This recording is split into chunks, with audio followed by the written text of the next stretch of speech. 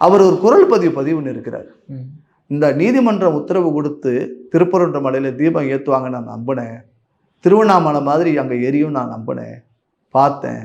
இல்லை, அந்த நீதிமன்ற உத்தரவை இந்த அரசாங்கம் அவமதிச்சிருச்சு, நடைமுறைப்படுத்தலை. திரும்பவும் 2 முறை 3 முறை இந்த அரசாங்கம் தீபம் ஏற்றும்னு நான் நம்பினேன். இது எனக்கு பெரிய மன உளைச்சலாக இருக்குது. அதனால் இந்த அரசாங்கம் நீதிமன்ற உத்தரவை அமல்படுத்தாதனால நான் என்னையவே நான் தீபமாக திரியாக்கி எரிச்சுக்கிறேன். நான் உயிர் பழைக்க மாட்டேன்.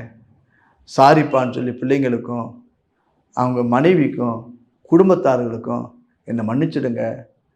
நான் செய்கிறது தவறு தான். இதனால் என்னுடைய மனைவிக்கு உளவியல் டாக்டரை பார்த்து நீங்கள் அவங்களுக்கு வைத்தியம் பண்ணுங்கள். பிள்ளைங்க மேலே அவ்வளோ பாசம் உள்ளவன், அப்பா அம்மாவிட்ட மன்னிப்பு கேட்டு நான் திருப்பரங்குன்ற மலையில் போய் கோவில் முன்னாடி என்னால் எரிச்சு செத்துருக்க முடியும்.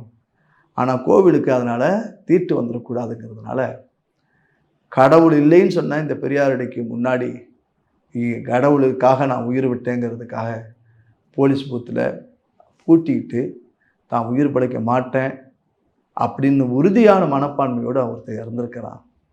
நான் அவர் செய்த செயல் தவறு. ஒரு உயிர் போயிருக்கு. நான் ரொம்ப மனவேதனையாகி போச்சு அந்த குரல் பதிவு கேட்ட பிறகு. ஆனாலும் கூட ஒருவன் மாண்டு கொள்வதற்கு, அக்கினிக்கு தன்னை இரையாக்கி கொள்வதற்கான ஒரு மன வலிமை உங்களுக்கும் எங்களுக்கு இருக்குமான இல்லை.